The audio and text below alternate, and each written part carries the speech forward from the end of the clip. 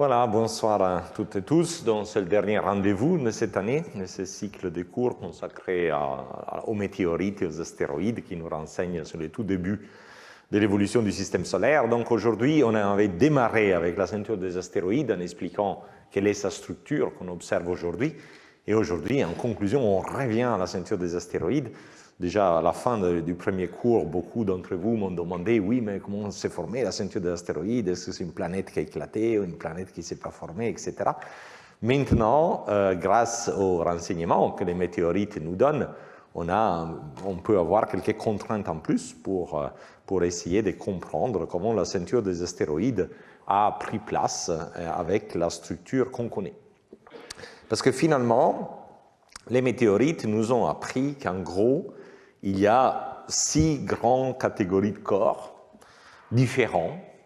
Déjà, la dichotomie isotopique entre les objets qui ont une nature qu'on appelle carbonée, des chondrites carbonés en termes d'anomalies nucléosynthétiques, et les objets qui sont formés d'une matière différente, qui a une nature différente, qu'on appelle non carbonée. Donc là, c'est 2 grandes classes de corps qui se sont formés à 2 endroits différents du système solaire, à partir de matériels différents. Mais on a aussi compris que dans chacune de ces catégories, il y a 2 générations d'objets qui se forment, qui se sont formés. Il y a des planétésimaux qui se sont formés vite, et donc ils ont évolué thermiquement, ont fondu, et donc là, il s'agit des corps parents de ce qu'on appelle les achondrites, mais il y a des planétésimaux qui se sont formés beaucoup plus tard, avec plus d'1 million d'années de retard, et donc ceux-là n'ont pas évolué thermiquement autant à fondre, défondre, et donc sont aujourd'hui les corps parents des chondrites. Et ça, c'est vrai aussi bien pour les objets qui se sont formés à partir de cette matière non carbonée que les objets qui se sont formés à partir de cette matière carbonée. Et à leur tour, pour ces objets des natures non carbonées, aussi bien pour les précoces, les achondrites, que les tardifs, les chondrites, on a vu la dernière fois, c'était le dernier cours, qu'il y a des objets qui sont oxydés, donc il y a pas mal du fer qui est oxydé, combiné avec l'oxygène. Il y a des objets qui sont au contraire très réduits, donc le fer est seulement sous forme métal, ce qui appelle aussi à des formations dans des conditions différentes, avec plus ou moins d'eau, ou à des températures plus ou moins élevées, comme on a discuté l'autre fois lors du séminaire de Sébastien Charnoz. Donc, si vous comptez, il y a au moins 1, 2, 3, 4, 5, 6 catégories d'objets, grosses catégories d'objets. Évidemment, chaque catégorie peut encore se subdiviser dans différents types de météorites, CM, CO, CK, etc. Mais il y a au moins 6 grosses catégories d'objets qui doivent s'être formés dans des environnements différents du disque.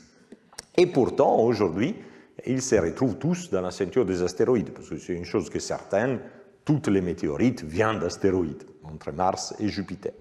Donc il nous faut comprendre comment on peut combiner autant d'objets différents qui ont des histoires de formation et d'évolution différentes au même endroit. Donc c'est la première partie de cet exposé. Donc commençons par cette grande dichotomie NC-CC. Donc je vous rappelle, dans cette dichotomie qui est établie sur la base, bon, certes, un peu de la composition chimique, mais surtout des anomalies nucléosynthétiques, par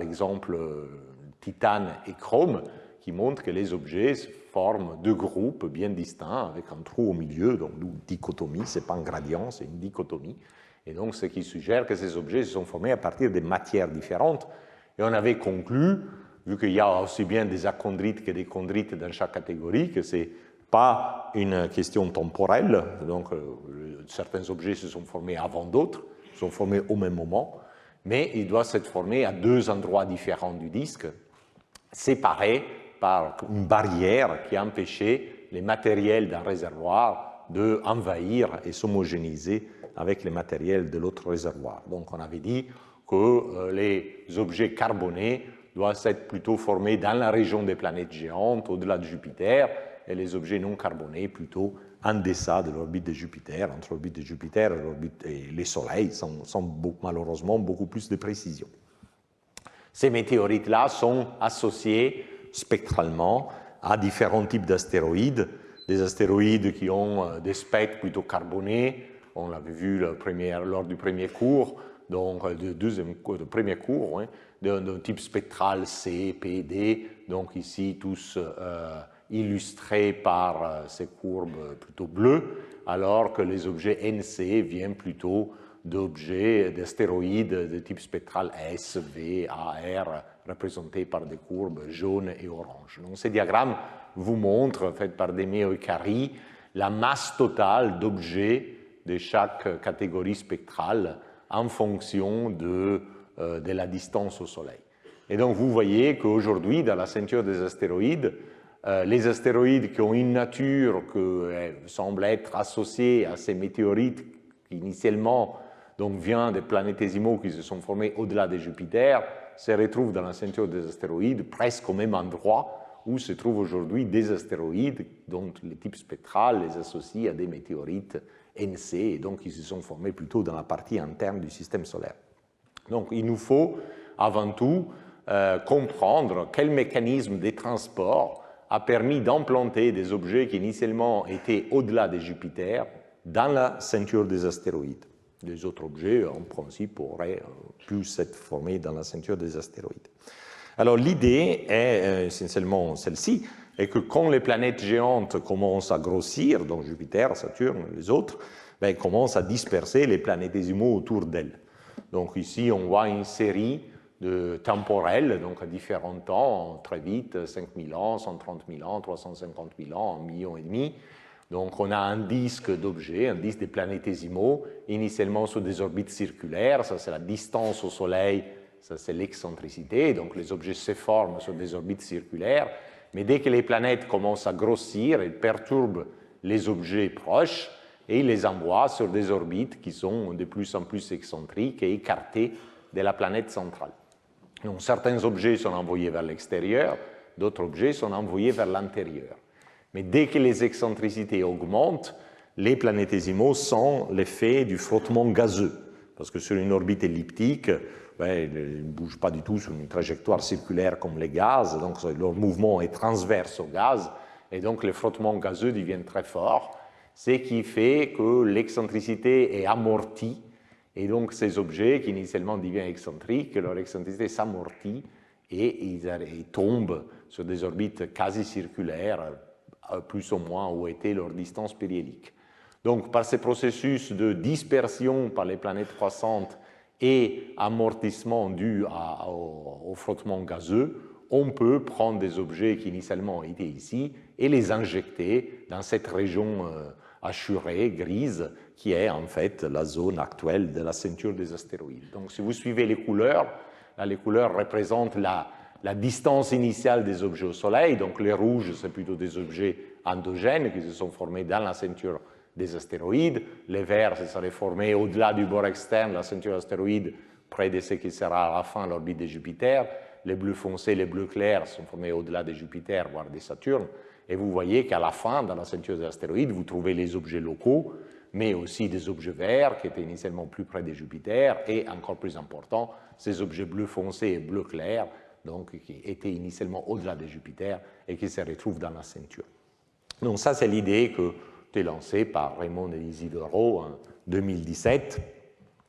Et donc, en principe, ça peut expliquer comment des objets CC, donc initialement devraient se former au-delà des planètes géantes, se retrouvent aujourd'hui dans la ceinture des astéroïdes. Alors, c'est une vision partiellement correcte, un peu naïve aussi, parce que, comme on a vu, il y a deux générations d'objets, mais y compris parmi les objets carbonés qui doivent s'être formés au-delà de Jupiter.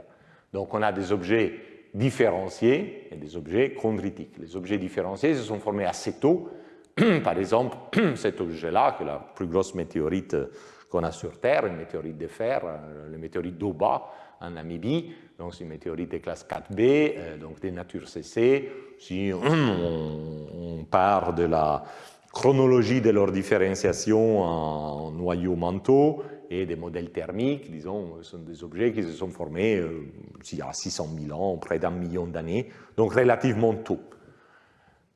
Alors que les chondrites carbonés, on a vu, on a regardé des CR, des CM, etc., en utilisant les chronomètres radioactifs et les modèles d'évolution thermique, on a conclu que sont toutes formées au-delà des 3,5 millions d'années, entre 3,5 et 4 millions d'années.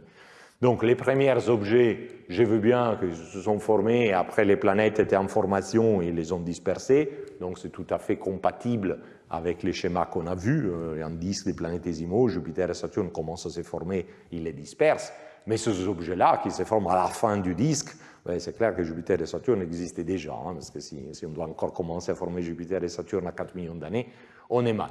Donc, clairement, les schémas que je vous ai montrés tout à l'heure s'appliquent aux corps parents des météorites de fer CC, mais ne peuvent pas s'appliquer aux chondrites CC. Donc, alors, qu'est-ce qu'on peut avoir d'autre?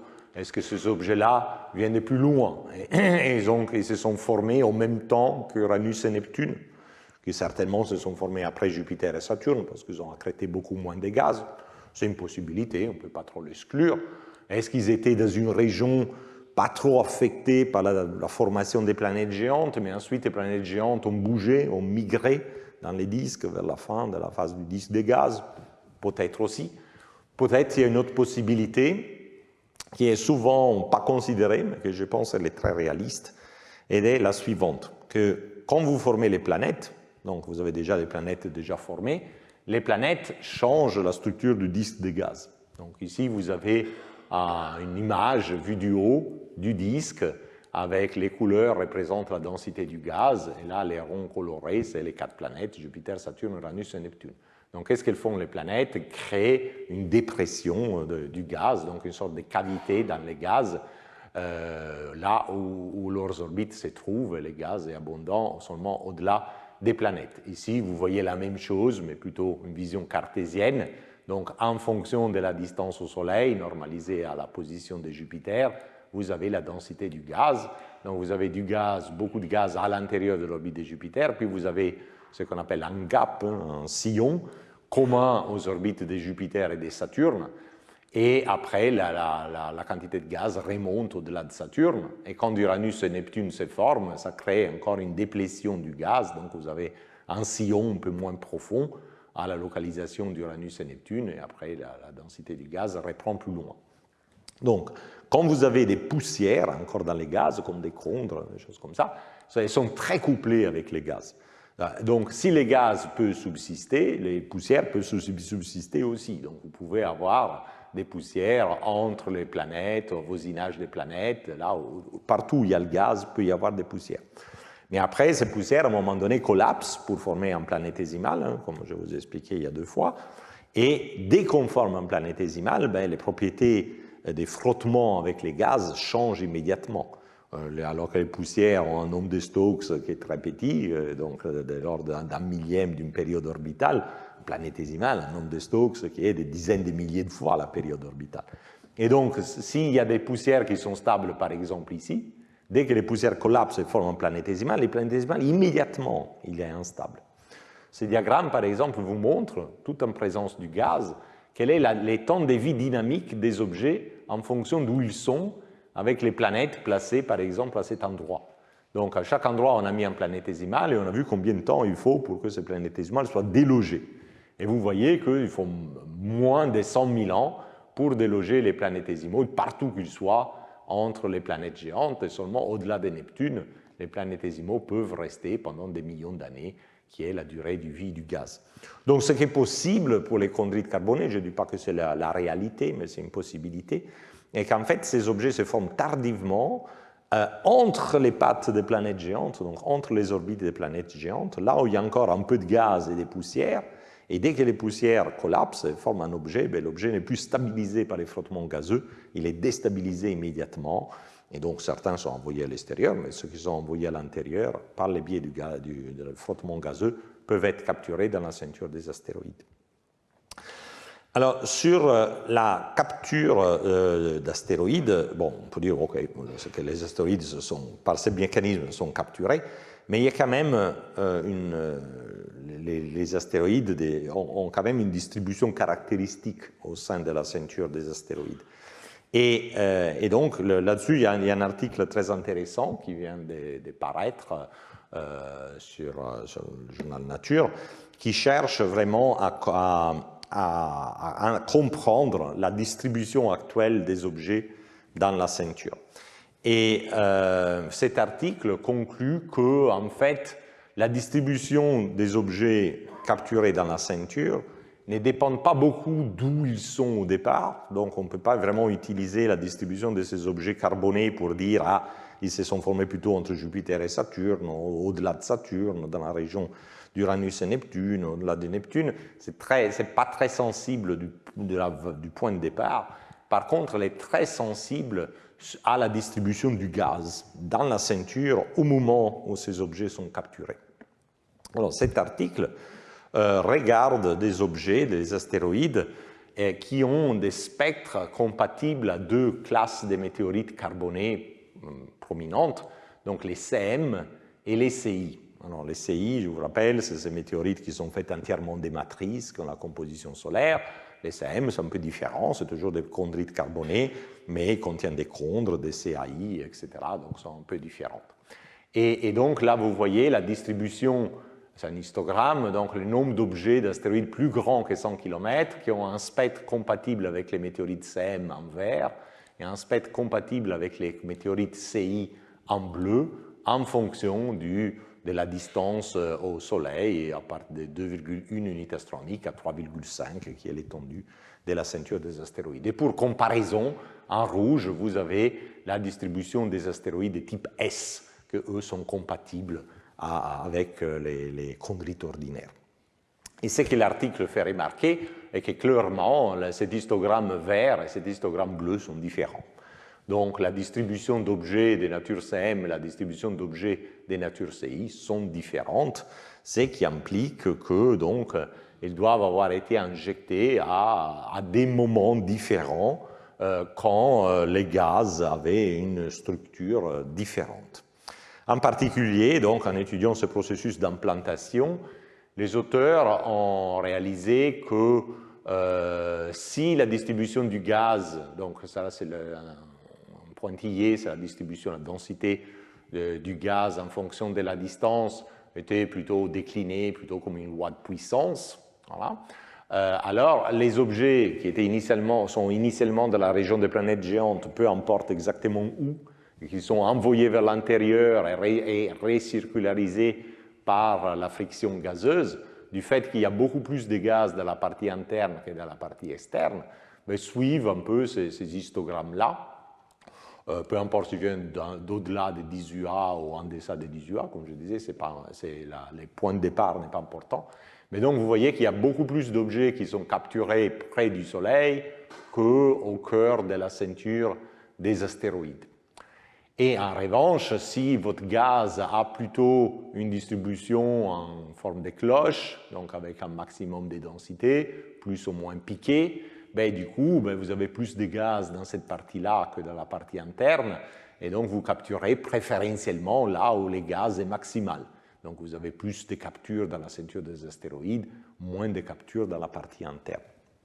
Alors ce diagramme est un peu misleading, comme on dirait en anglais, trompeur, parce que ben, là, on a un histogramme qui s'étend même jusqu'à une unité astronomique. Alors là, après, les planètes telluriques doivent se former et les choses ne sont pas stables, donc on ne peut pas rester là. Donc déjà, il faut gommer tout ce qui est à l'intérieur de 2,1 unités astronomiques, parce qu'il n'y a rien de stable à l'intérieur de 2,1 unités astronomiques. Donc si vous gommez ça, bon, vous avez déjà des histogrammes qui sont beaucoup plus plats, quoi qu'il soit la distribution du gaz. C'est vrai que là, il y a encore plus d'objets dans la ceinture interne, 2,1, 2,5, 2,6 unités astronomiques, que dans la ceinture centrale.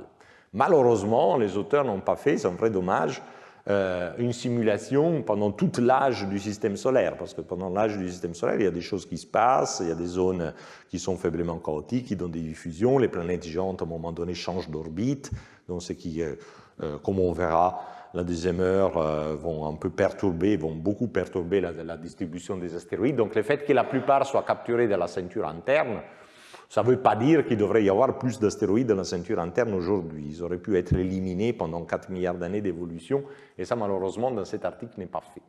Donc, mais bon, si on croit que cet effet n'est pas très fort, j'en suis pas sûr, c'est clair que le fait que les astéroïdes qui ont un spectre compatible aux météorites CM, leur distribution pique plutôt entre 2,5 et 3,5, fait plutôt penser à une distribution du gaz de ce type plutôt qu'une distribution des gaz qui décroît en loi de puissance, ce qui est possible parce que finalement il y a des mécanismes pour dépléter la partie interne du disque de gaz et on verra l'année prochaine pour la formation des planètes telluriques, on doit effectivement invoquer un disque qui perd son gaz dans la partie la plus interne. Mais bon, ça sera les sujets l'année prochaine.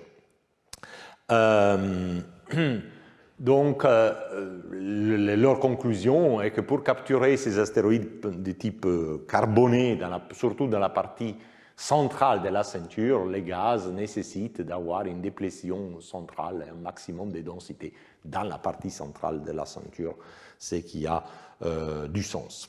Mais après, comme justement je montrais tout à l'heure, la distribution des astéroïdes associés aux météorites CM, l'histogramme vert, est différente de la distribution des astéroïdes associés aux météorites CI, l'histogramme bleu. Donc, si c'était le même gaz, ben, ça devrait être la même distribution. Donc, le fait que la distribution est différente, ça veut dire que le gaz doit avoir changé, la distribution du gaz doit avoir changé entre les moments où les météorites CM, le corps parent des météorites CM, bien sûr, ont été injectés par rapport à quand les corps parents des météorites CI ont été injectés. Donc, il y a dû avoir des injections à des temps différents. Et vu que les corps parents associés aux météorites CI ont un maximum qui est plus à l'extérieur par rapport aux corps parents des météorites CM, ça suppose que ce maximum du gaz, des densités du gaz, s'est déplacé de 2,5, de 2,7 unités astronomiques vers les 3 unités astronomiques. Donc, peut-être, ce qu'on est en train de voir là est que cette injection des chondrites, là on parle seulement des chondrites, hein, pas des météorites de fer cessés, donc ces planétésimaux qui se forment très tard, et dès qu'ils se forment, sont injectés dans la ceinture, ça est en train de se faire alors que le gaz est en train de disparaître de l'intérieur vers l'extérieur. Donc, ce maximum de densité se déplace de la ceinture centrale vraiment vers la ceinture externe. C'est vraiment ce que ces observations semblent suggérer. Alors, dans l'article, eux, ils donnent une interprétation différente sur laquelle je reviendrai plus tard, quand on pourra la comprendre. Voilà, donc ça, c'est ce qui concerne l'injection des chondrites carbonés, donc planétésimaux tardifs de nature carbonée depuis la région des planètes géantes vers la ceinture des astéroïdes. Maintenant, venons aux premiers planétésimaux, donc ceux qui sont les corps parents des achondrites et en particulier les corps parents des météorites de fer. Alors là, c'est très, très mystérieux. C'est très mystérieux. Alors, je vous rappelle quelque chose qu'on a vu pendant ces cours. Donc, les météorites de fer sont des débris des noyaux des corps différenciés. Okay. Il y en a une pléthore qui correspond à de corps parents différents. Donc, il y a au moins 46 corps parents indépendants des météorites de fer. C'est énorme, beaucoup. Voilà. Et ces objets, ces astéroïdes de fer, dans la ceinture d'astéroïdes, on ne les voit pas. Donc, quand on fait des surveilles spectroscopiques, on ne trouve rien vraiment de macroscopique qui soit vraiment pur fer. Il y a quelques objets comme Psyché, comme Calliope, etc., mais ils ont toujours des signatures silicatées, donc on ne sait pas très bien comment ils sont. D'ailleurs, il y a une sonde spatiale qui va avec l'astéroïde Psyché pour le vérifier, mais c'est probablement pas du fer pur. C'est peut-être associé au palasite, au mésosidérite, mais pas vraiment aux météorites de fer.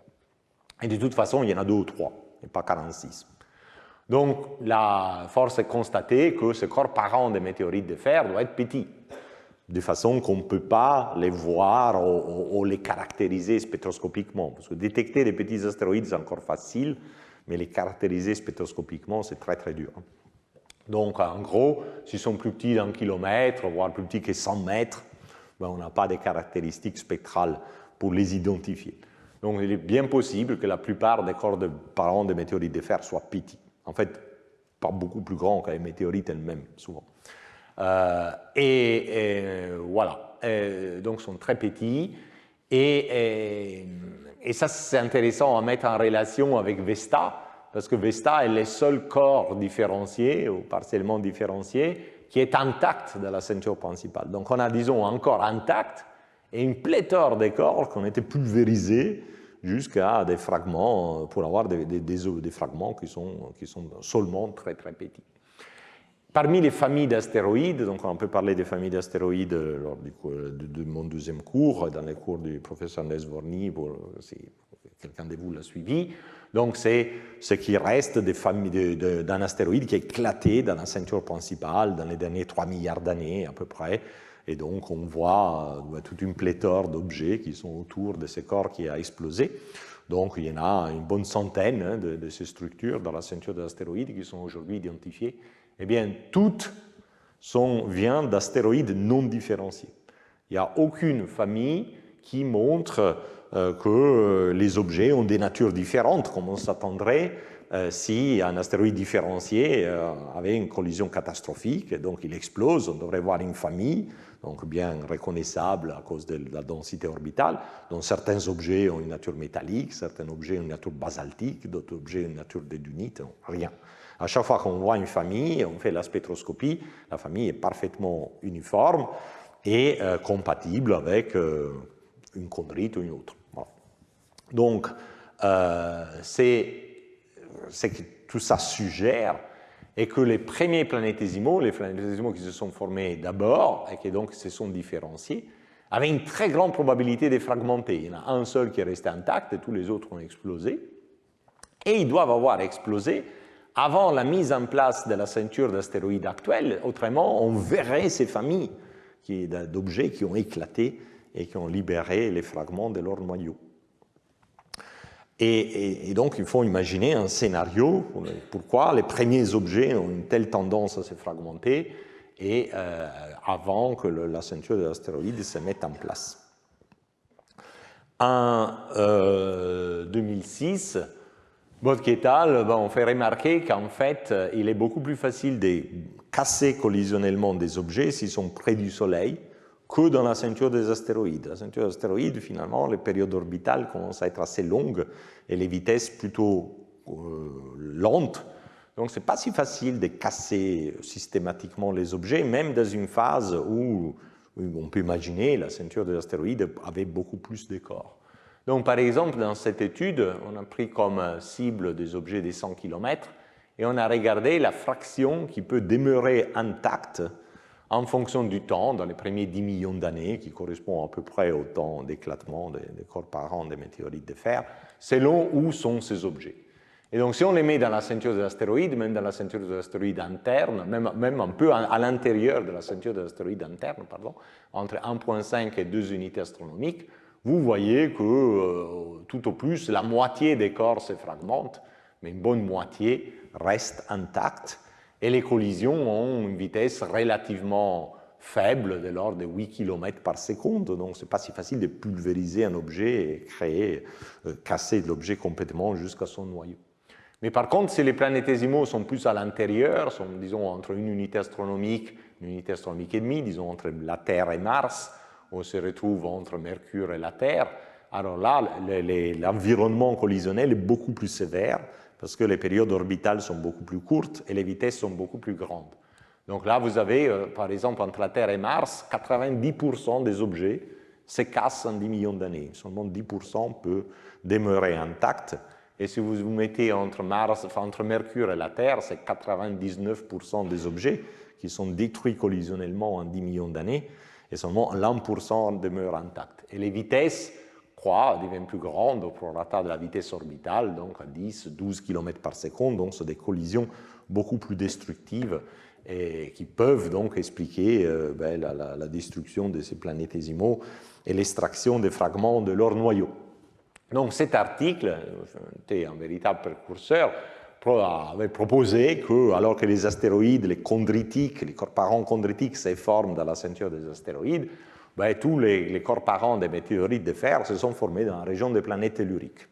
Et ensuite, il y a des moyens dynamiques, je reviendrai, pour que certains objets qui sont initialement dans la région des planètes telluriques soient implantés dans la ceinture des astéroïdes, un peu comme tout à l'heure, on a vu que des objets de la région des planètes géantes peuvent être implantés dans la ceinture des astéroïdes. Et en plus, un avantage, parce que ces processus d'implantation sont des processus de faible probabilité. Donc, disons, imaginons pour fixer des idées, que la probabilité soit 1 pour 1000, pour un objet de la région terrestre d'être implanté dans la ceinture des astéroïdes.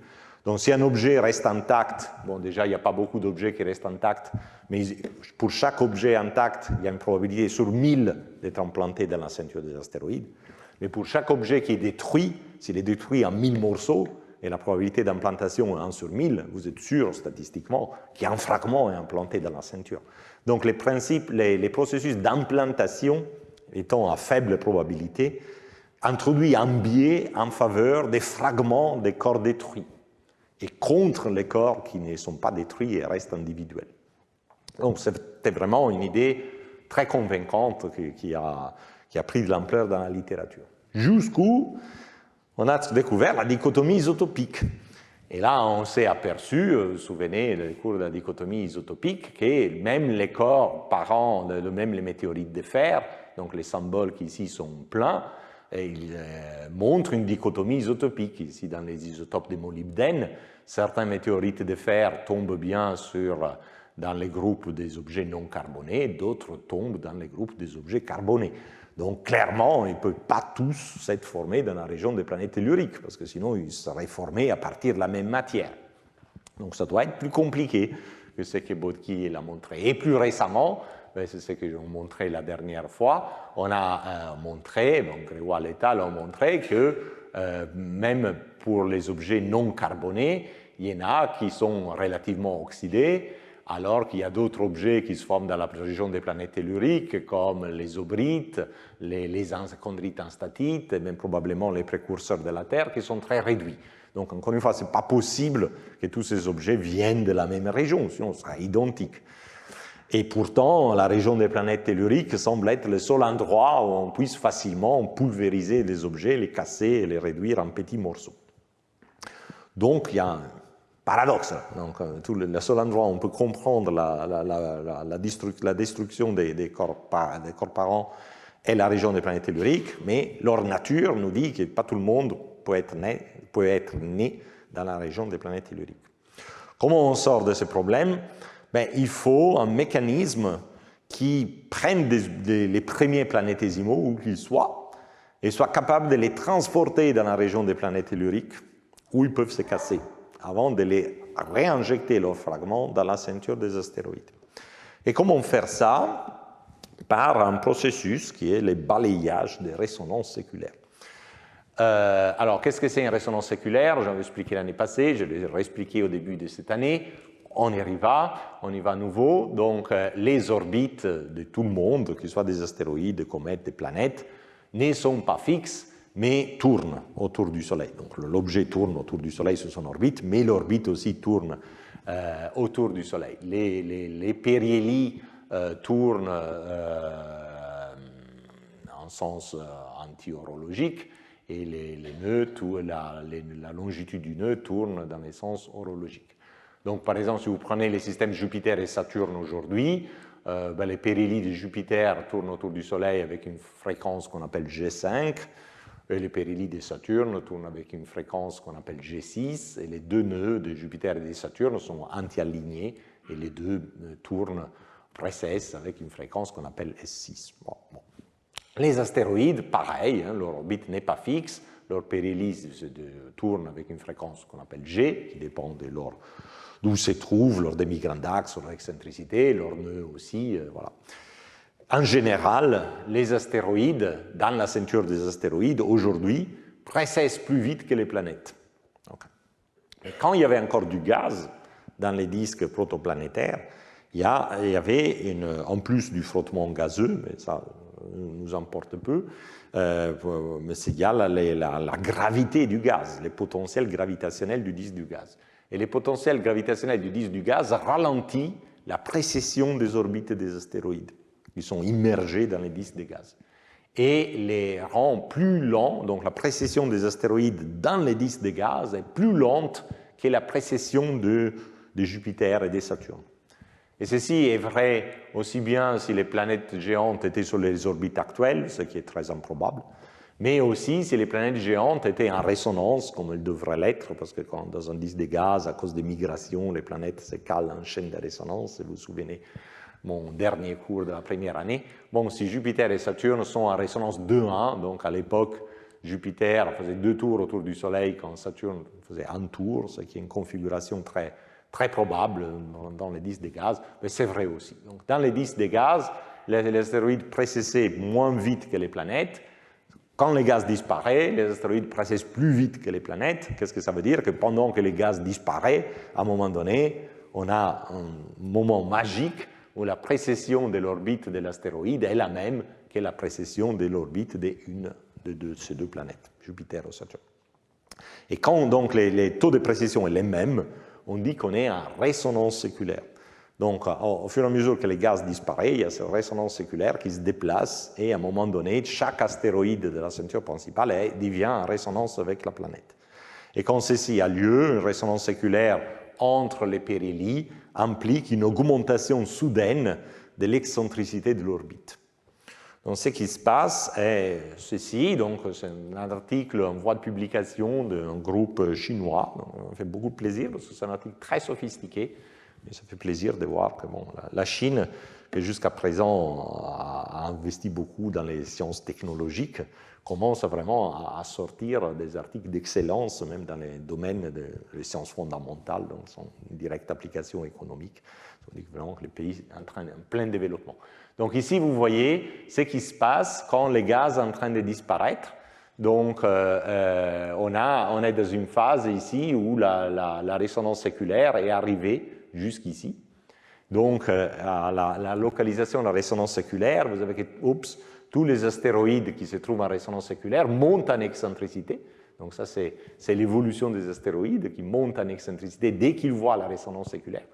Mais dès qu'ils deviennent très excentriques, là, les frottements gazeux deviennent très forts, et les frottements gazeux réamortissent l'excentricité et il les remet là à leur distance périhélique. Donc, il les fait les transfère et les redépose sur une orbite circulaire ou dans la région des planètes telluriques, entre une unité astronomique et une unité astronomique et demie.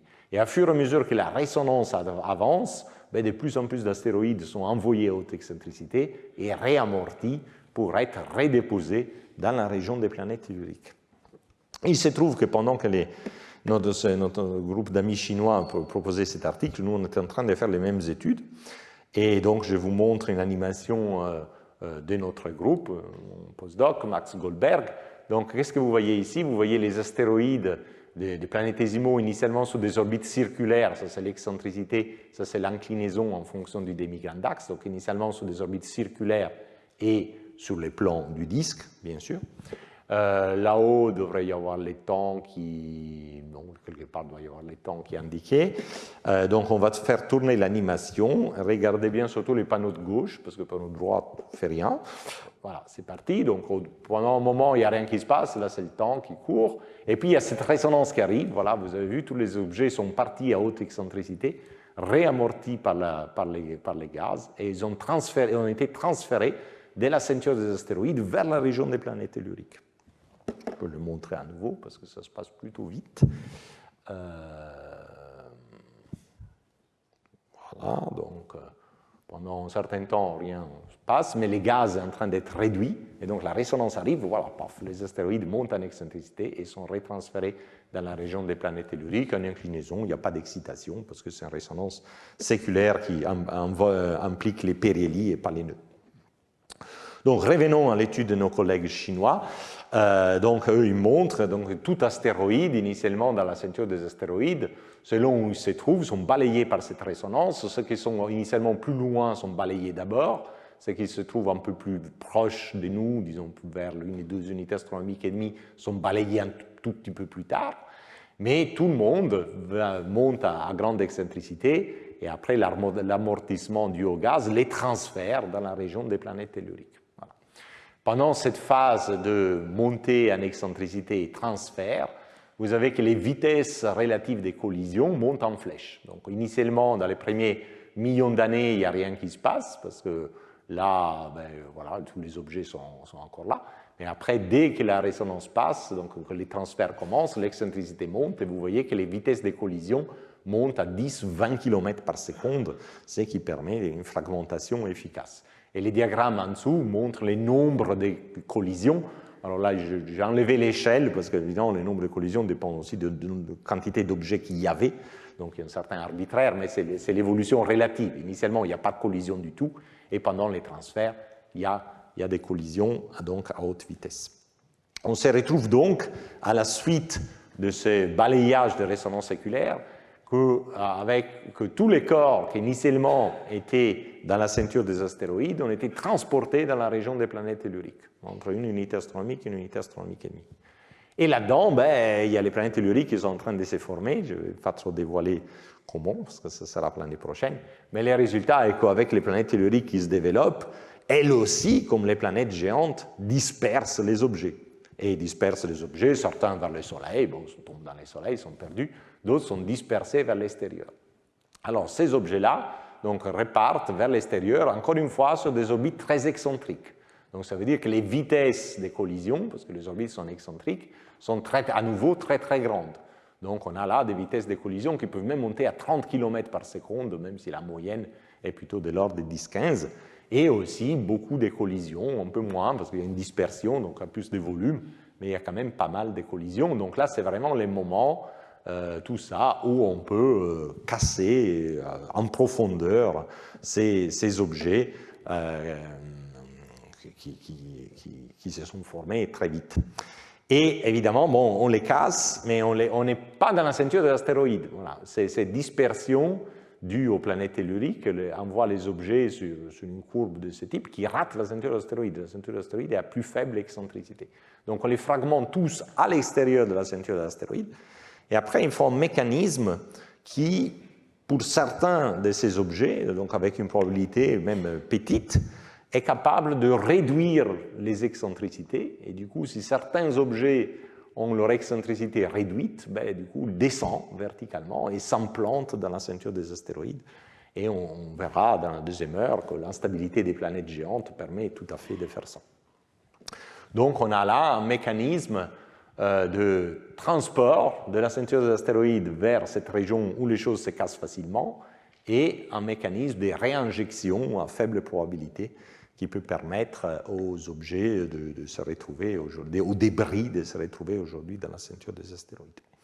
Donc pour résumer, parce que ça doit être un peu confus, donc j'ai essayé de faire un cartoon pour essayer d'expliquer comment on voit les choses aujourd'hui. C'est un peu compliqué, mais les données sont contraignantes et donc elles demandent des scénarios, même si compliqués, pour les expliquer. Donc là, qu'est-ce qu'on a? On a une frise chronologique avec, pas du tout linéaire, et avec une cassure entre 4 millions d'années, la vie du disque de gaz et ce qui se passe plus tard. Et là, vous avez l'axe des distances. On ne sait pas exactement où les corps se forment, mais bon, distinguons très régions, la région des planètes telluriques, où se formeront à la fin les planètes telluriques, la ceinture des astéroïdes entre 2 et 4 unités astronomiques et, disons, la région des planètes géantes au-delà des 4 unités astronomiques. Donc, très vite, dans la première million d'années, il y a des planétésimaux qui se forment. Et, vu qu'ils se forment vite, ce sont ceux qui vont fondre, différencier et devenir les corps parents des météorites de fer ou des achondrites. Et apparemment, il y en a, ces corps se forment à différentes localisations.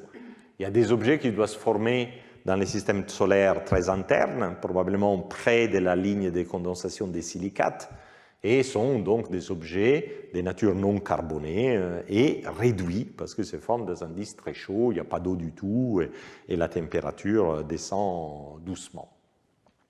Après, plus loin, on peut former des corps qui peuvent avoir encore les caractéristiques isotopiques des corps non carbonés, mais se forment plus loin, dans un disque plus froid, et donc sont plus oxydés. C'est les cœurs du cours de la fois passée. Alors, ça peut être la ligne des glaces, ça peut être simplement une région qui est en deçà de la ligne des glaces, mais où la température de base était plutôt faible, 500-600 degrés, soumise à ces sursauts de température, donc tout ce que Sébastien Charnoz vous expliquait. Et plus loin encore, on forme d'autres corps, très vite, qui, eux, ont une nature nature isotopique typique des objets carbonés, qu'eux se forment à la ligne des glaces, si ces objets-là se forment en deçà de la ligne des glaces, ou alors ils se forment autour de certaines structures ouvertes dans les disques, si la ligne des glaces était là. Bon, c'est pas vrai. Voilà, donc on a quand même 3 populations d'objets qui se forment vite à 3 endroits différents, et donc caractérisés soit par des rapports isotopiques différents, ceux-là versus ceux-là, soit par un degré d'oxydation différent, ceux-ci par rapport à ceux-là. En même temps, dans la région des planètes, des premiers planétésimaux carbonés, en partant de ces planétésimaux, on commence à former les noyaux des planètes géantes. Et dès qu'on commence à former les noyaux des planètes géantes, ces noyaux tendent à disperser les planétésimaux dans leur environnement, dont une partie est implantée dans la ceinture des astéroïdes, comme montré dans les premiers diagrammes, celui de Raymond et Isidoro. Et donc ces planétésimaux se retrouvent dans la ceinture des astéroïdes mélangés avec les planétésimaux locaux. Donc là, on est vers les 1,5 millions d'années, 2 millions d'années. Les planètes géantes continuent de grandir, s'approchent Jupiter et Saturne au moins à leur masse actuelle, et entre-temps, les gaz sont en train de diminuer en densité. C'est le moment où cette fameuse résonance séculaire traverse la ceinture des astéroïdes, et donc tout ce beau monde, qu'il soit local ou implanté, est transféré dans la région des planètes telluriques.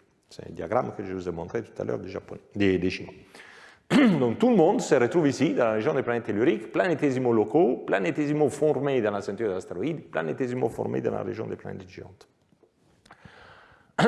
Un tout petit peu plus tard, dans la ceinture des astéroïdes, à partir de la poussière résiduelle, qui elle n'a pas bougé, parce qu'elle est très couplée avec les gaz, donc elle est complètement insensible à la résonance, au balayage de la résonance séculaire, avec les poussières restantes, les chondres restants, au fur et à mesure que les gaz continuent à baisser en intensité, on forme de nouveaux planétésimaux. C'est la fameuse 2e génération de planétésimaux dont je vous parlais les cours précédents. Et ça, ce serait plutôt les corps parents des chondrites ordinaires. Et pareillement, dans la région des planètes telluriques, on forme aussi d'autres planétésimaux tardifs qui sont un peu différents parce qu'ils se forment à partir de la poussière résiduelle de la région des planètes telluriques, et pourrait être par exemple les corps parents des chondrites en statite. Et en même temps, évidemment, les protoplanètes telluriques commencent à se former aussi. Et vers la fin, et à cause de la formation de ces protoplanètes telluriques, ben voilà, il y a une certaine dispersion des planétésimaux, donc les collisions commencent à être nombreuses et à haute vitesse, et donc tous ces planétésimaux-là commencent à se casser en débris. Donc là, les demi-lunes, ça veut dire débris d'objets, et les codes couleurs sont cohérents. Hein, donc à partir du code couleur, vous voyez d'où vient chaque objet. Tout à la fin du disque, dans la région des planètes géantes, se forment les fameuses chondrites carbonées. Nous, on sait, se sont formées entre 3,5 millions d'années et 4 millions d'années, et à 4 millions d'années, le disque a disparu parce qu'il n'y a plus de signature de paléomagnétisme, comme Clara Morel l'avait montré. Donc, ce sont les tout derniers objets qui se forment. Et dès qu'ils se forment, parce qu'ils se forment dans la région des planètes géantes, donc dès qu'ils se forment, ils sont instables. Parce qu'avant, les poussières sont couplées au gaz, mais dès qu'un objet macroscopique se forme, il est instable, et donc, hop, il est implanté, encore une fois, dans la ceinture des astéroïdes, où il se mélange aux chondrites ordinaires. Donc ça, c'est la photo à la fin de la disparition du disque. Beaucoup de temps plus tard, on ne sait pas trop combien, quelques millions d'années, dizaines de millions d'années, là malheureusement, comme j'ai discuté l'année passée, ce n'est pas très clair, les planètes géantes qui sont toutes formées, parce que les planètes géantes ont fini de se former avec la disparition du disque des gaz, qui sont initialement dans une configuration résonante, dans une chaîne de résonantes, des résonances, donc sont plutôt proches les unes aux autres, changent d'orbite dans une phase d'instabilité. Et on verra un petit peu plus en détail plus tard exactement ce qui se fait, mais bon, voilà, il y a un changement orbital, les planètes géantes changent d'orbite. Et ceci a beaucoup d'effets. Bon, d'une part, plus ou moins au même moment, on termine la formation des planètes telluriques. On ne sait pas trop si c'est une coïncidence ou si c'est une cause-effet. Peut-être l'instabilité des planètes géantes favorise la collision qu'a générée la Lune, on ne sait pas trop. Voilà. Mais aussi, cette instabilité redistribue un peu les objets de la ceinture des astéroïdes, même en éjecte certains, donc on reste avec moins d'objets qu'on avait, mais aussi les objets qui sont cassés et dispersés depuis la région des planètes telluriques ont une chance de s'implanter dans la ceinture des astéroïdes. Et en même temps, des corps qui sont transneptuniens sont aussi dispersés. Certains peuvent être injectés dans la ceinture des astéroïdes, certains se placent comme troyens de Jupiter, et certains sont envoyés plus loin, vont dans la ceinture de Kuiper, voire dans les nuages de Oort. Donc ça, c'est à peu près les schémas sur lesquels on s'oriente aujourd'hui. On peut discuter tous les détails. Évidemment, tous les détails sont consolidés, mais je pense vraiment qu'il faut aller, il y a une convergence, on voit les Chinois, nous, etc., vers un schéma de ce type, si on veut avoir une vision qui soit au moins qualitativement cohérente avec les données. Ça a l'air compliqué, mais bon, la nature est compliquée. Et comme je dis, il y a 6 catégories d'objets qui se retrouvent dans la ceinture des astéroïdes et aujourd'hui, et donc ce type de processus permet de le faire. Donc, ce que je propose, c'est de faire la pause 10 minutes, et dans la deuxième partie, je vais reprendre un tout petit peu sur l'instabilité des planètes géantes, faire quelques rappels, si vous ne vous souvenez pas du cours de l'année passée, et détailler un peu plus les effets de cette instabilité sur l'évolution des astéroïdes et des débris de la région tellurique. Et après, on terminera par discutant l'environnement du Soleil naissant, l'environnement stellaire du Soleil naissant, encore une fois à la lumière des données des météorites. On a vu que l'instabilité des planètes géantes joue un rôle dans ce qui se passe dans le système solaire interne, comme joue un rôle très fort dans ce qui se passe dans les systèmes externes. On en a discuté longuement l'année passée, mais bon, pas tout le monde est obligé de suivre les cours tous les années. Donc, je vous fais un petit résumé de quoi il s'agit et je vais me concentrer sur les effets dans les systèmes solaires internes. Donc, pourquoi une instabilité des planètes géantes? Parce qu'à l'origine, les planètes géantes se forment dans les disques de gaz et donc interagissent avec ces disques de gaz et donc elles migrent.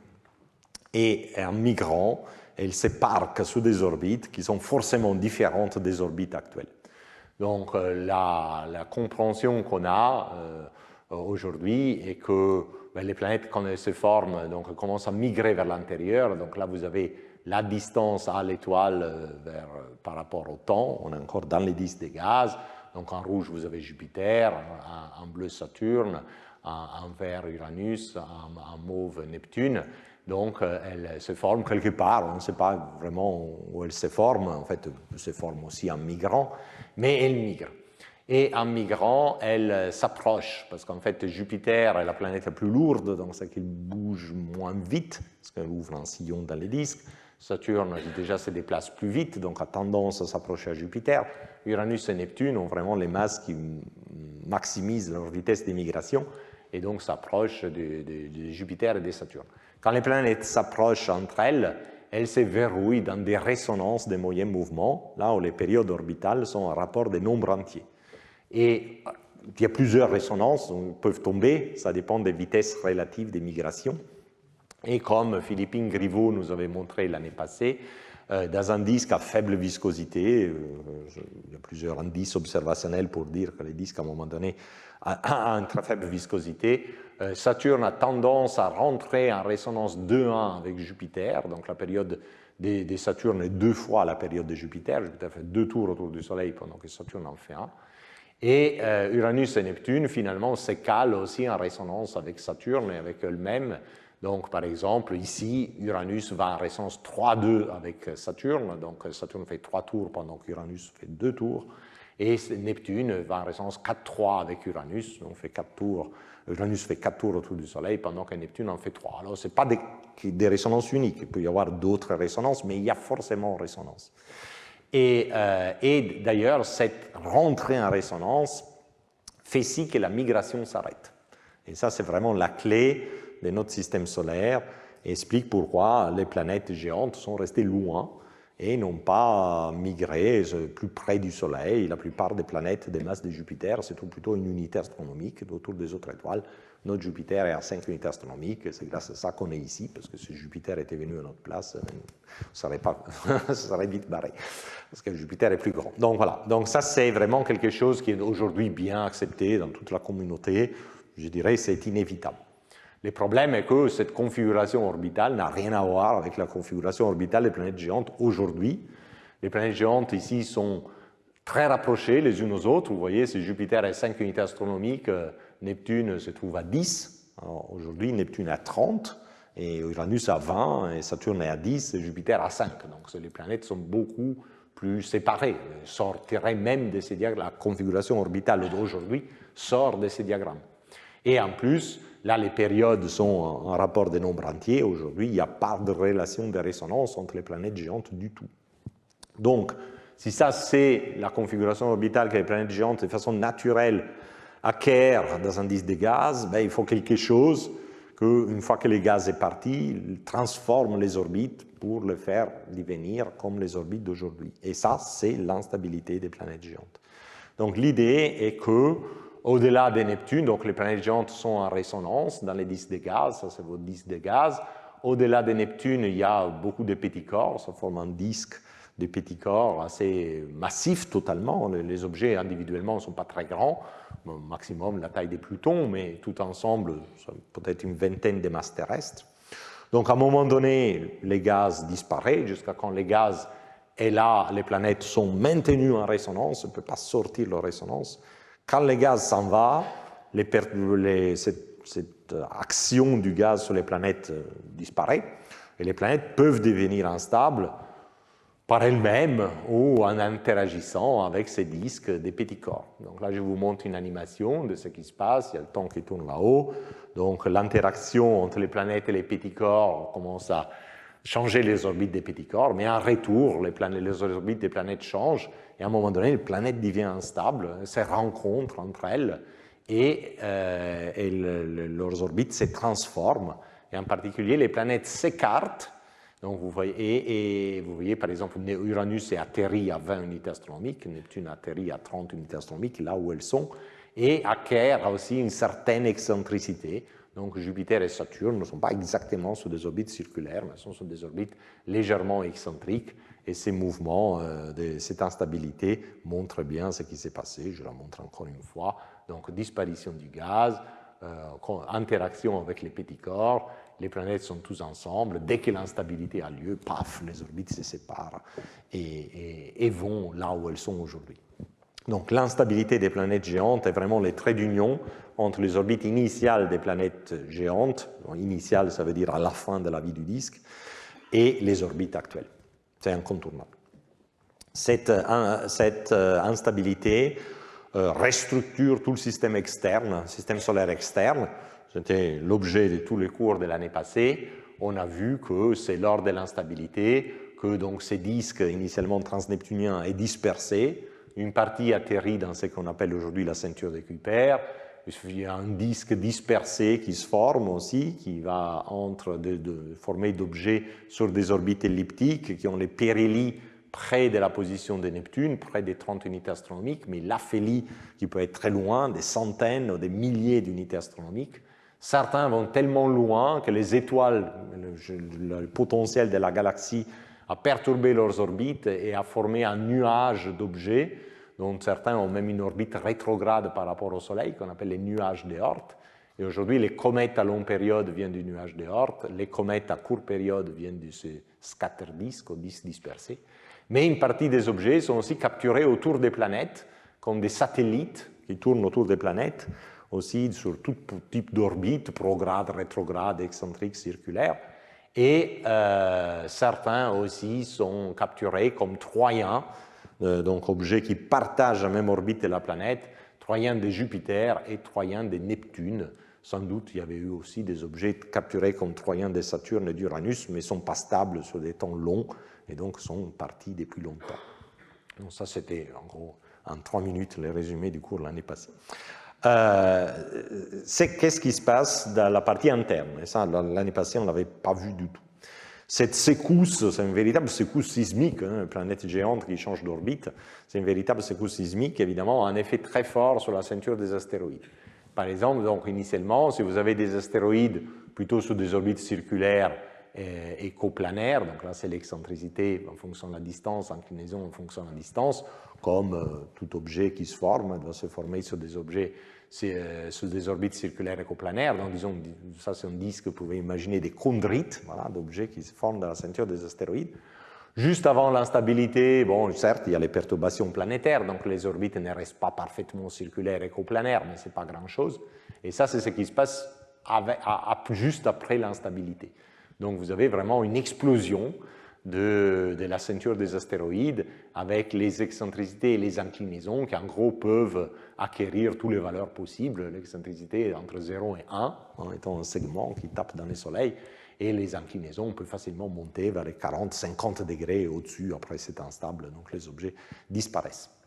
Et ici, on a identifié en rouge les objets qui sont devenus tellement excentriques qu'ils vont croiser l'orbite des planètes telluriques. Donc, sur des temps longs, tous ces objets-là doivent disparaître parce qu'ils rencontrent les planètes telluriques. Et les objets verts, par contre, sont en dessous et donc ne croisent pas l'orbite des planètes telluriques. Donc, en principe, ils peuvent survivre jusqu'à aujourd'hui. Mais bien sûr, ça, c'est juste l'image de la ceinture juste après l'instabilité. Après, il y a 4 milliards d'années qui passent, 4 milliards et demi d'années, presque 4 milliards et demi d'années qui passent. Donc, il faut voir les effets dynamiques à long terme. Donc, évidemment, tous ces objets rouges vont disparaître, mais même les objets verts ne vont pas tous rester, parce que dans la ceinture, il y a des résonances, les fameuses lacunes de Kirkwood, mais aussi des résonances d'ordre plus élevé, donc c'est un peu compliqué. Donc, si on simule pendant 4 milliards et demi d'années, et on regarde à la fin ce qui reste, voilà ce qui reste. Donc, en bleu, c'est les objets, donc les conditions initiales sont les points verts, enfin tous les points, je ne me souviens plus, c'est pas grave, et ça c'est les résultats. Donc ça c'est les objets qui initialement étaient là et qui encore existent à l'heure actuelle, donc 4 milliards et demi d'années plus tard. Et les points rouges sont les astéroïdes observés, peu importe leur type spectral, simplement on a pris des gros objets, donc magnitude absolue plus petite que 10, ça veut dire à peu près une centaine de kilomètres, une cinquantaine de kilomètres, juste pour être sûr de ne pas avoir des biais observationnels, parce que les astéroïdes gros sont tous connus. Et donc vous voyez les matchs, l'accord entre la distribution obtenue et la distribution observée. Donc le fait qu'aujourd'hui les astéroïdes couvrent une grande gamme d'excentricités et d'inclinaisons, comme j'avais montré lors du premier cours, est simplement, même si tous les astéroïdes étaient endogène à la ceinture des astéroïdes, et on a vu que ce n'est pas le cas, mais est simplement la conséquence de cette instabilité des planètes géantes qui a mélangé les cartes. Disons. Et dans ces processus, donc à peu près entre ce qui se passe à l'instabilité elle-même et ce qui s'enfuit dans les successifs 4 milliards et demi d'années, en gros on pense avoir perdu 90% des astéroïdes initiaux qui étaient initialement dans la ceinture. Donc 90% sont partis et il en reste peut-être 10%. Mais ça peut changer, ça dépend vraiment de la violence de l'instabilité, ça peut être même 99%. Voilà. Donc les objets qui restent sont une minorité des objets qu'il y avait au départ. Mais il n'y a pas que les objets endogènes, donc qui se forment dans la ceinture d'astéroïdes, on pense que c'est les chondrites ordinaires. Il y a aussi les objets qui sont injectés. Donc on a terminé tout à l'heure en disant qu'il faut que ces fragments des planétésimaux qui se sont cassés dans la région des planètes telluriques soient capturés dans la ceinture des astéroïdes. Et donc voilà les schémas. Donc l'idée est que quand les planètes telluriques se forment, il y a aussi des planétésimaux autour d'eux. Ces planétésimaux sont dispersés. Voilà, et quand ils sont dispersés, ils ne rentrent pas directement dans la ceinture d'astéroïdes parce qu'ils sont envoyés plus loin, mais ils sont envoyés à haute excentricité, donc ils ne sont pas dans la ceinture d'astéroïdes, ils manquent la ceinture des astéroïdes. Mais lors de l'instabilité, comme les objets qui sont sur des orbites circulaires peuvent devenir excentriques, à l'instabilité, des objets excentriques peuvent devenir plus circulaires. C'est juste des changements aléatoires de l'excentricité qui vont dans un sens comme dans l'autre. Si tout le monde est circulaire, on ne peut que devenir excentrique. Et si tout le monde est excentrique, il peut soit devenir encore plus excentrique, soit devenir plus circulaire. C'est stochastique. Et donc, certains de ces corps, au moment de l'instabilité, se retrouvent à une excentricité moindre, même demi-grande axe, mais une plus petite excentricité, et donc ils se retrouvent dans la ceinture des astéroïdes.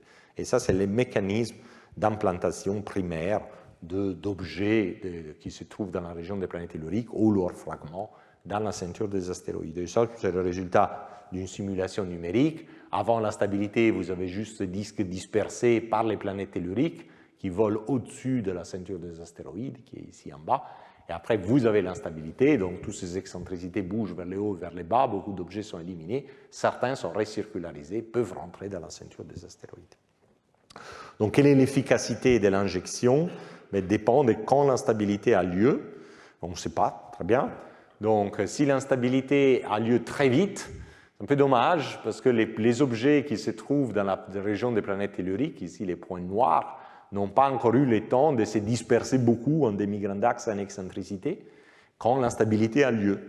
Donc, très peu, c'est les points rouges, sont capturés dans la ceinture des astéroïdes, qui est la région hachurée, et en particulier, ils s'implantent seulement dans la partie vraiment interne de la ceinture des astéroïdes.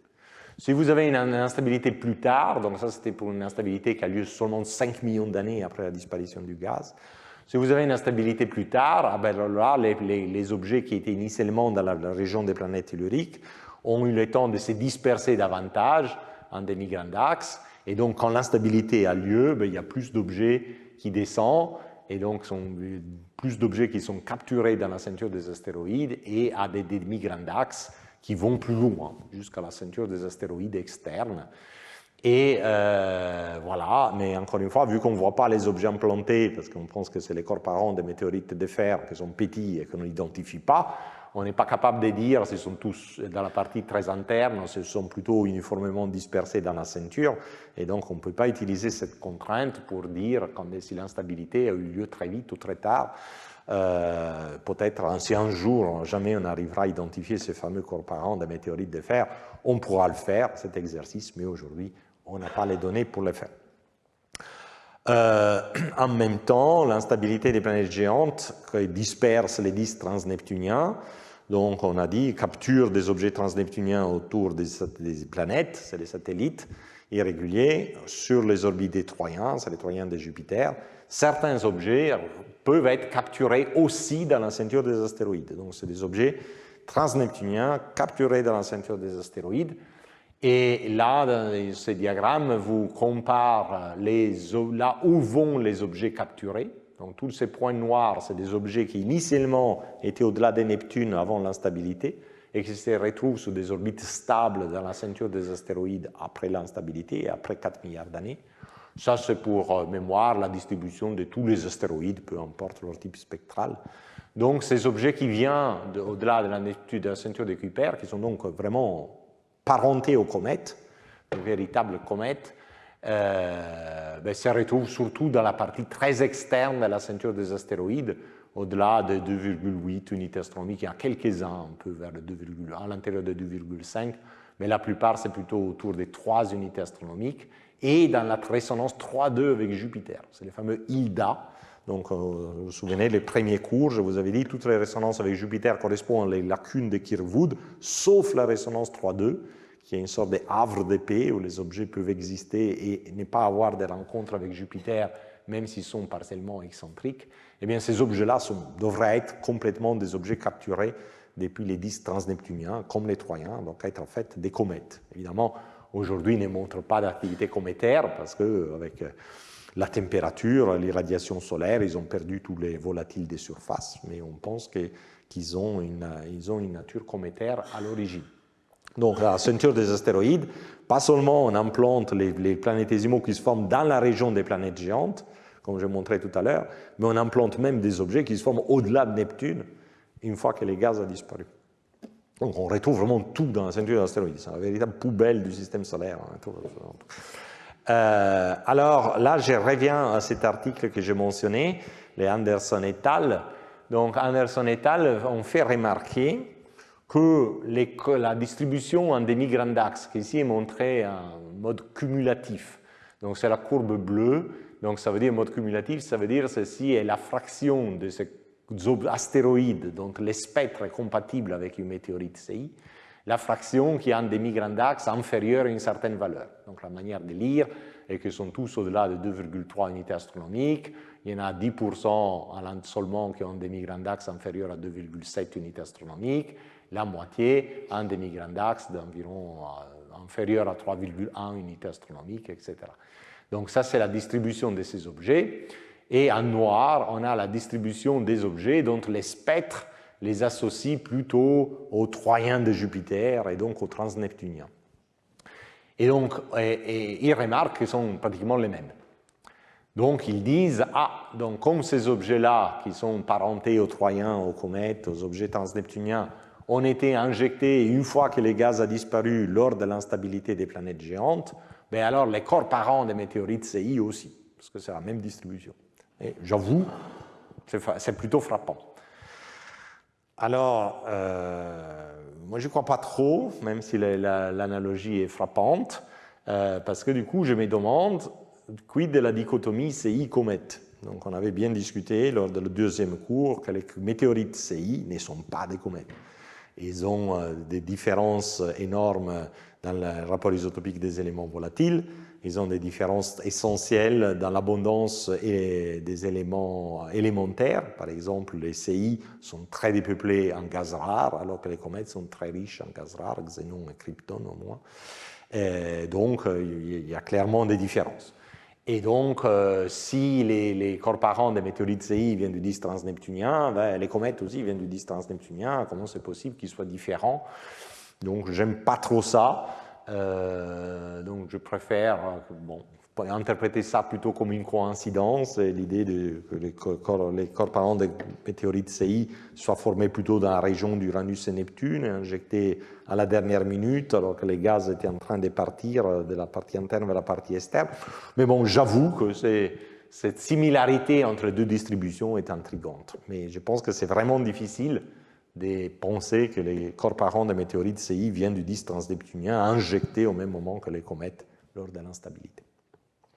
Bon voilà, donc tout ça c'est ce que j'avais à dire sur la ceinture des astéroïdes. Et vu que c'est tôt, comme je prévoyais, j'ai rajouté un petit bonus.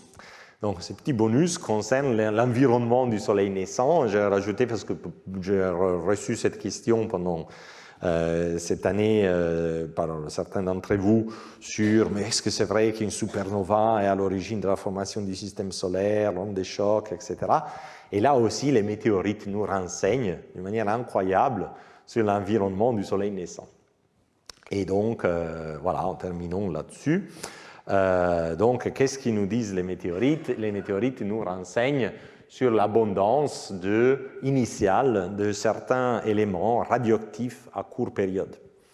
On a vu, dans les cours des CAI et des CONDRE, qu'en regardant une corrélation entre les rapports isotopiques du magnésium 26/24 et les rapports entre l'aluminium et le magnésium 24, donc une très belle corrélation dans les CAI, qu'à la formation des CAI, donc tout au début du système solaire, parce que les CAI sont les grains les plus anciens du système solaire, il y avait une certaine quantité d'aluminium 26, donc un élément radioactif à courte vie, 700 000 ans, et les rapports d'abondance entre l'aluminium 26, donc radioactif, et l'aluminium 27 stable, étaient petits, mais bon, significatifs, 5, 10-5. Donc, on peut faire la même chose pour un isotope radioactif du fer, qui est le fer 60. Donc le fer 60 décroît en nickel 60. Donc on peut chercher des corrélations dans certains échantillons météoritiques entre les rapports entre les nickel 60 et les nickel 58 et les rapports élémentaires entre le fer 56 et les nickel 58. Et effectivement, on retrouve cette corrélation, c'est un article tout récent, on fait ici à l'Institut de physique du globe, collaboration internationale, et la pente de cette ligne, encore une fois, vous donne la valeur initiale de ces rapports isotopiques, et on trouve ici 5 10 puissance moins 9, donc à l'origine du système solaire. D'autres groupes ont fait les mesures plus ou moins analogues, et ils ont trouvé pardon, donc ça, non, je me suis trompé. Là, c'est le rapport fer 60 sur fer 56 au moment où cette météorite s'est formée. Évidemment, donc, cette météorite, c'est un morceau de croûte d'une achondrite, je vous l'avais déjà présenté, c'est Hershech 002, est daté, donc ce n'est pas les temps zéro comme les CAI, c'est un peu plus tard, mais donc si on connaît la quantité du fer 60 à un moment donné, en sachant la vitesse de décroissance radioactive du fer 60, on peut remonter à la valeur initiale de ce rapport au moment où les CAI s'est formé. Les CAI ne contiennent pas de fer, donc on ne peut pas faire l'analyse dessus. Donc il faut faire de l'analyse sur des météorites plus jeunes qui contiennent du fer et remonter au rapport isotopique initial en utilisant les lois de la décroissance. Donc, au moment de la formation du système solaire, la formation des premiers grains, les rapports fer 60 sur fer 56 étaient de l'ordre de 7-10-9, et les rapports de l'aluminium 26 sur 27 étaient 5-10-5. Soit, c'est juste des chiffres. D'autres groupes sont assez d'accord. Bon, sur l'aluminium, tout le monde est d'accord. Sur les fers, les estimations changent un peu plus, mais par exemple, à Tang et Dauphas trouvent 11-10-9 au lieu de 7-10-9, mais si vous regardez les barres d'erreur, c'est tout à fait compatible. Donc c'est de l'ordre de 10-8. Okay. Ce qui est intéressant est comparer ces rapports isotopiques, donc 5-10-5 et 10-8, aux valeurs du fond galactique. Donc ce qu'on trouve, on regarde dans la galaxie, quelle est la valeur typique qu'on retrouve dans la galaxie. Et ça, on peut le mesurer parce que la décroissance radioactive produit des rayons gamma, et donc en observant ces rayons et leur énergie, etc., on arrive à remonter à l'abondance d'éléments radioactifs dans l'espace. Okay. Et donc, le fond galactique est que le rapport 26 sur 27 est 3-10-6, et le rapport fer 60 sur fer 56 est 3-10-7. Donc, qu'est-ce que ça veut dire? Que notre système solaire a été plutôt exceptionnel par rapport au fond galactique, un rapport aluminium 26 sur 27, parce qu'on était à 5-10.5, alors que la galaxie, les valeurs normales, est 3-10-6, alors qu'on était même appauvri en fer 60, parce que le rapport était de l'ordre de 10-8, et dans la galaxie, on trouve plutôt de 10-7. Voilà. Donc, ça, c'est un indice très fort, parce qu'il nous donne une idée de quel devait être l'environnement stellaire, parce que ce sont les étoiles que produisent à la fois l'aluminium 26 et le fer 60. Alors, les faibles rapports de fer 60 sur fer 56 excluent l'hypothèse classique que les systèmes solaires se soient formés à la suite de l'explosion d'une supernova. Dans les années 70, l'idée était qu'une supernova explose et donc il y a une onde de choc qui se propage dans les milieux interstellaires. Cette onde de choc comprime les gaz et crée de nouveaux points d'effondrement qui donnent origine à de nouvelles étoiles, de nouveaux disques, de nouvelles planètes. Ça ne peut pas être possible parce que les supernovae, en explosant, produisent beaucoup de fer 60. Et donc, il a été calculé que si on prend une supernova qui doit produire ces rapports aluminium 26 sur aluminium 27 de 5-10-5, cette même supernova produirait un rapport fer 60 sur fer 56 de 10-6 au lieu que 10-8. Okay. Donc, c'est pas bon, ça ne colle pas avec les données. Et alors, parenthèse, ceci, donc le fait que les systèmes solaires ne se forment pas comme conséquence de l'explosion d'une supernova, n'est pas en contradiction avec ce que je vous expliquais sur les anomalies nucléosynthétiques avec les éléments du groupe du fer qui viennent d'explosion des supernovae. Les éléments du groupe du fer sont stables. Donc, bien sûr, ont été produits dans les supernovae, mais ont été produits par les supernovae sur l'âge de l'univers, 13,8 milliards d'années. Là, le fer 60 est un élément à courte période, et donc si on trouve du fer 60 produit d'une supernova, ça veut dire que la supernova a explosé très peu de temps avant le système solaire. Donc le fait qu'il n'y ait pas fer 60, ça nous dit simplement, non pas que nous n'avons pas d'éléments produits par les supernovae, tout ce que nous avons ici se produit dans les supernovae, mais il nous dit que l'absence de fer 60 nous dit qu'il n'y a pas eu une supernova qui a explosé juste avant la formation du système solaire. Donc, qu'est-ce qui produit de l'aluminium 26? Parce qu'on voit un excès d'aluminium 26 sans produire le fer 60. Donc, ce n'est pas des supernovae, il y a une autre catégorie d'étoiles qui s'appelle les Wolf-Rayet qui font l'affaire. Donc, les Wolf-Rayet sont des étoiles massives, plusieurs dizaines de masses solaires, ont été découvertes à l'Observatoire de Paris en 1867. Et avant d'exploser en supernovae, après un certain temps, ils expulsent beaucoup de matières qui entourent leur noyau, et donc sous forme de vents stellaires à haute vitesse. Et ces vents stellaires à haute vitesse sont très riches en aluminium 26, donc enrichissent les milieux interstellaires en aluminium 26, mais il n'y a pas de fer 60. Le fer 60 arrivera seulement plus tard, une fois que l'étoile explosera. Donc aussi un dessin un peu pour expliquer ce qui se passe dans un article de Gounel et Meynet.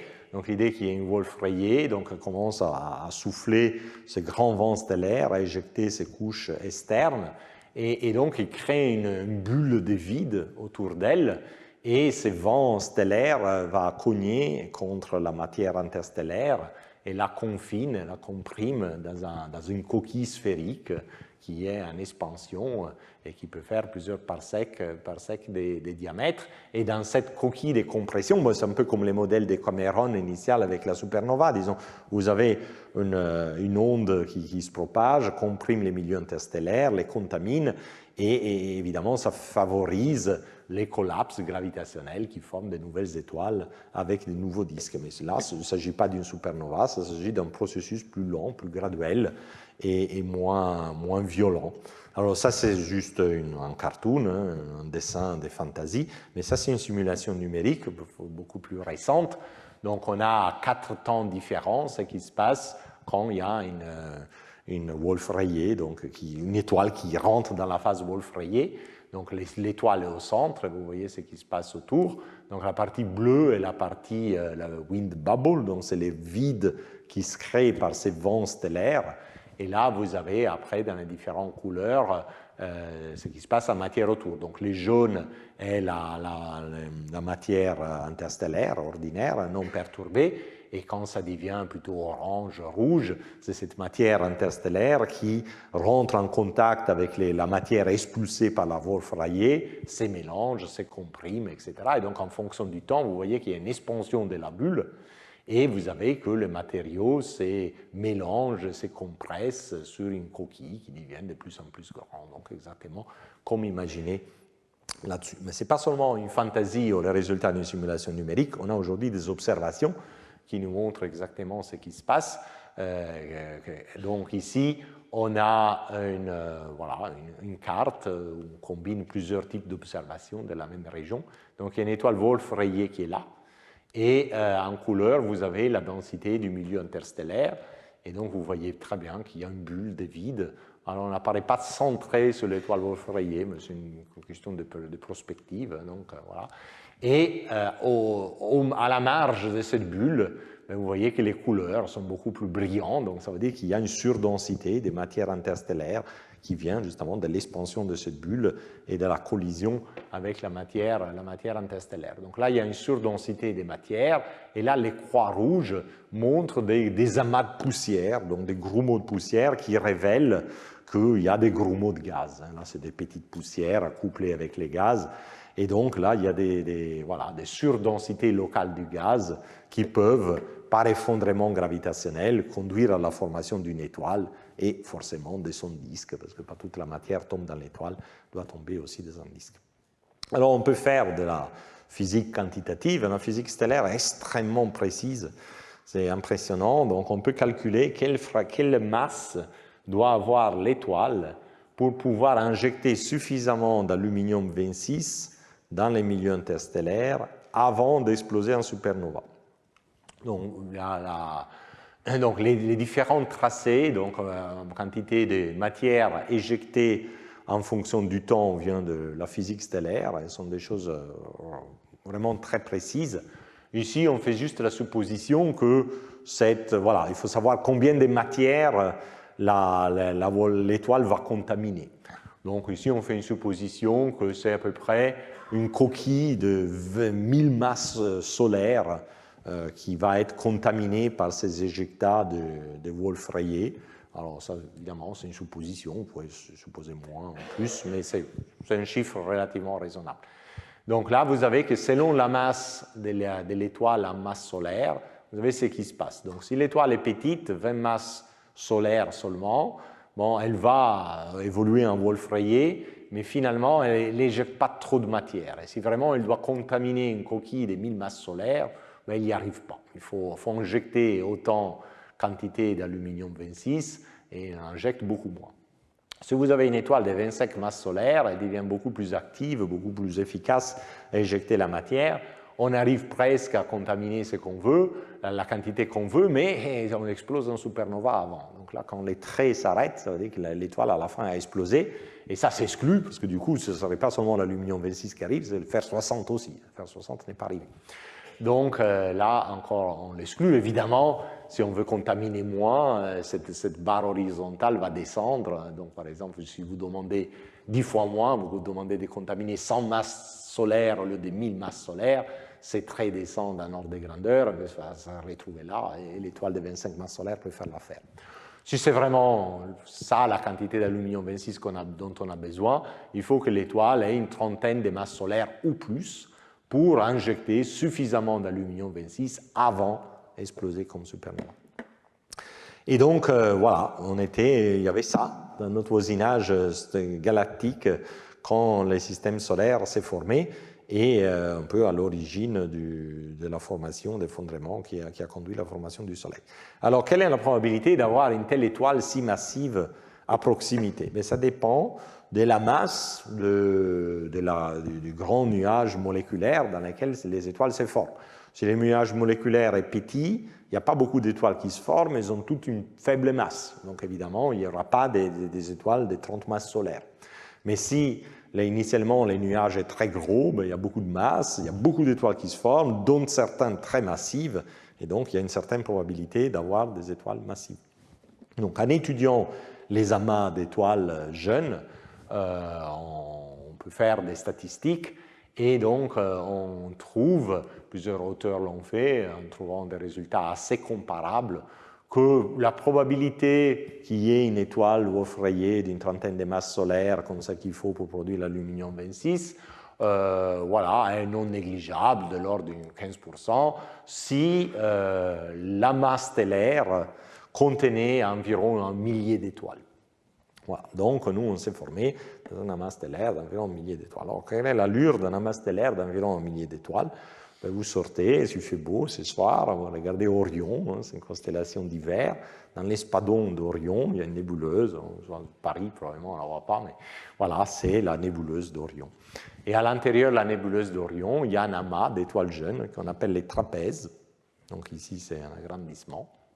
Et c'est un amas qui a tout à fait la densité qui correspond à un amas typique de 1000 étoiles. Et donc, ces considérations astrophysiques nous suggèrent que le Soleil s'est formé dans quelque chose d'équivalent du trapèze dans la nébuleuse d'Orion. Alors, cette formation à proximité d'une étoile massive évoluée nous explique, on pense, c'est une idée de Steve Desch, un ami, je suis très d'accord avec lui sur cet aspect au moins, nous explique une singularité du système solaire, une de plus.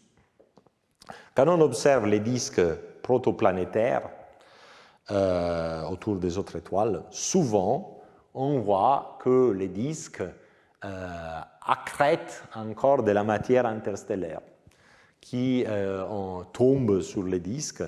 Et on appelle ça le late streamer en anglais. Donc, c'est un apport de matière tardif. Donc, les disques est déjà assez âgé. Donc, on est sorti de la phase toute initiale de l'étoile, ce qu'on appelle la classe 0, la classe 1. On est plutôt dans une phase d'un disque voilà, autour d'une étoile qui, normalement, a fini d'accréter. Mais il y a de la matière qui se balade dans les milieux interstellaires et paf, elle est capturée par l'étoile et tombe sous les disques. Et donc, c'est un apport de matière nouvelle. Mais cette matière qui tombe sur les disques, vu qu'elle vient comme ça par hasard du milieu interstellaire, a un moment cinétique qui n'a rien à voir avec le moment cinétique du disque dès le départ. Donc, c'est la matière qui va casser le disque, va le tordre, va le perturber très fortement parce que veut, en fait, c'est la matière qui veut former un disque qui a une orientation différente. Et en fait, après, donc, ces choses existent, on les observe, sont relativement fréquentes, et effectivement, on observe même des systèmes planétaires qui sans doute se sont formés dans cette disques cassés, parce qu'on voit des systèmes planétaires extrasolaires qui sont vraiment misalignés. Il y a les planètes internes qui sont sur un plan, les planètes externes sur un autre plan. On observe des disques divisés en deux, avec la partie interne qui fait une ombre sur la partie externe, etc. Et on pense que tout ça est vraiment dû à ces processus d'accrétion tardive sur les disques. Alors, est-ce que les systèmes solaires ont jamais connu quelque chose de ce type? Non, pour plusieurs raisons. Enfin, on peut dire non, selon plusieurs lignes des preuves. Donc, d'abord, il n'y a pas de différence systématique dans les propriétés isotopiques entre les achondrites, encore une fois, ce sont des échantillons de planétésimaux qui se forment tôt, et les chondrites, qui sont des échantillons de planétésimaux qui se forment tard. Donc, ça veut dire que c'est la même matière qui était à disposition des premiers planétésimaux et des derniers. Il n'y a pas eu de rajout de matière exotique entre les deux générations des planétésimaux. Alors, cette transition entre on a vu, bon, pour la dichotomie isotopique, la matière qui a été accrétée sur les disques a dû changer. Elle avait initialement les propriétés isotopiques des CAI, et après qui est arrivée avec les propriétés isotopiques de la matière NC, mais cette transition a eu lieu très vite, en moins de 100 000 ans, parce que déjà, lors des premiers planétésimaux, on voit cette dichotomie. Okay. Et donc, ça n'a pas été dû à un late streamer que lui tombe sur les disques après quelques millions d'années. Et en plus, ces late streamers, quand ils arrivent, contaminent plutôt les disques externes. Mais on a vu que les CC, les planétésimaux CC, qui viennent de la partie externe du disque, la région des planètes géantes, sont en fait ceux qui ont les propriétés isotopiques les plus semblables au CAI, donc les plus semblables à la composition isotopique du Soleil. Donc en fait, c'est les disques externes, c'est les moins différents, c'est les moins exotiques, c'est plutôt les disques internes qui sont plus exotiques par rapport au Soleil. Et ça serait complètement l'inverse s'il y avait eu un late streamer, les disques externes n'auraient rien à voir du point de vue isotopique avec les Soleils. Et c'est exactement l'inverse de ce qu'on observe dans les systèmes solaires. Et en plus, comme je disais, quand il y a un late stream, le disque est cassé, forcément, il y a zéro probabilité que les nouveaux gaz arrivent avec les mêmes moments cinétiques, l'orientation du vecteur du moment cinétique que les disques préexistants. Or, notre système solaire est vraiment planaire. Hein. Donc, les 8 planètes et la ceinture de Kuiper froide, donc tout ce qui reste semblable aux orbites originelles, sont tous à quelques degrés près d'un plan unique. Et qui est orthogonal donc au moment cinétique du système. Et donc ça exclut tout désalignement du disque, au moins jusqu'à 45 unités astronomiques.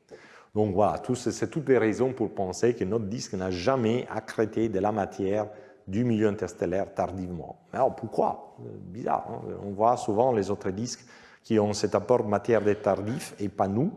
Eh bien la réponse semble être encore une fois, c'est l'étoile de Wolf-Rayet, parce qu'une fois que l'étoile crée cette bulle crée cette couronne à haute densité où on peut générer des nouvelles étoiles, mais après la bulle continue à être en expansion et ces nouvelles étoiles et leurs disques se retrouvent dans la bulle. Et on l'observe encore une fois, donc ça c'est une observation, donc vous avez ici une zone, un amas stellaire où il y a 20 étoiles massives du type O et des Wolf-Rayet. Vous avez ici la bulle, vous avez là ce sont agrandis dans les carrés, des disques protoplanétaires autour d'étoiles jeunes et qui se retrouvent dans la bulle et donc sont complètement isolés du milieu interstellaire ambiant. Donc une fois qu'on est dans la bulle, évidemment, on n'accrète plus du gaz du milieu interstellaire ambiant, donc on reste isolé, on est protégé par cet apport tardif de matière. Donc voilà, on arrive assez bien à comprendre vraiment les toute origine du système solaire et l'environnement galactique qui a caractérisé notre formation, et tout ça grâce aux météorites. Donc, pour conclure, quoi retenir? Donc, l'histoire de la ceinture des astéroïdes est complexe. Donc, les planétésimaux, le fait que les objets CC se soient formés dans la région des planètes géantes n'est pas du tout en contradiction avec le fait qu'aujourd'hui, ils sont dans la ceinture des astéroïdes, il y a des mécanismes d'injection, et ces mécanismes d'injection, cette injection doit s'être faite à 2 étapes. D'abord, pour les premiers planétésimaux, différenciés lors de la formation des planètes géantes, et après, à la formation des chondrites, parce que dès qu'un planétésimal se forme, il est plus lié il est plus bloqué par les gaz. Mais une fois dans la ceinture des astéroïdes, ces premiers objets qui se soient formés dans la ceinture des astéroïdes, soit ont été injectés depuis la région des planètes géantes dans la ceinture des astéroïdes, à un moment donné, il y a eu probablement un balayage de résonance séculaire qui a pris tout le monde et l'a placé dans la ceinture de la région des planètes telluriques. Et c'est là vraiment l'endroit, le seul endroit où on peut imaginer une très forte activité collisionnelle qui casse ces corps en profondeur. Et les chondrites, donc qui se forment tardivement à la disparition du gaz, se forment dans la ceinture des astéroïdes, dans la région des planètes telluriques, probablement les chondrites en statite, dans la région des planètes telluriques, probablement les chondrites en statite, dans la ceinture des astéroïdes, probablement les chondrites ordinaires, dans la région des planètes géantes, probablement les chondrites carbonés. Et lors de l'instabilité, on remélange un peu tout ça et ça permet de capturer en particulier les fragments de ces corps différenciés qui se sont cassés dans la région des planètes telluriques, ainsi que certains objets transneptuniens. Donc on devrait avoir des véritables comètes aussi dans la ceinture des astéroïdes. Et pour ce qui concerne vraiment la toute origine, donc les systèmes solaires ne s'est pas formés à cause de l'explosion du supernova à proximité, ça je pense qu'on peut vraiment l'affirmer à cause de l'absence du fer 60. En revanche, il s'est probablement formé sous le bord d'une bulle créée par une étoile Wolf-Rayet. Et cette Wolf-Rayet nous a protégés de l'apport tardif des matières qui aurait fortement perturbé les disques et donc fortement perturbé les systèmes planétaires. Donc si vous commencez à tordre le système planétaire, après les planètes deviennent excentriques, etc. Et les questions d'habitabilité suivent, parce qu'évidemment, pour être sur une planète habitable, on doit avoir une orbite quand même assez circulaire.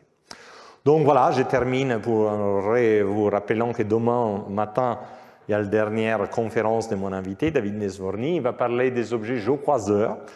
Et donc, si vous êtes intéressé sur quelle est vraiment la probabilité d'une collision catastrophique avec la Terre, voilà, au-delà des fake news qu'on lit sur Internet, donc Armageddon, Don't Look Up, etc., voilà, il vous donnera des vraies réponses scientifiques sur les réels risques de la Terre par collision.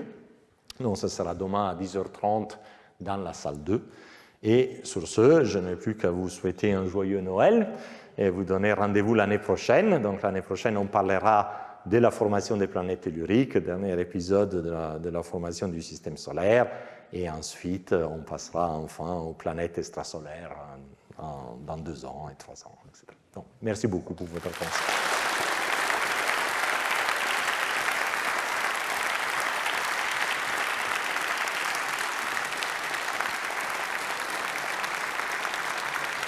Mm-hmm.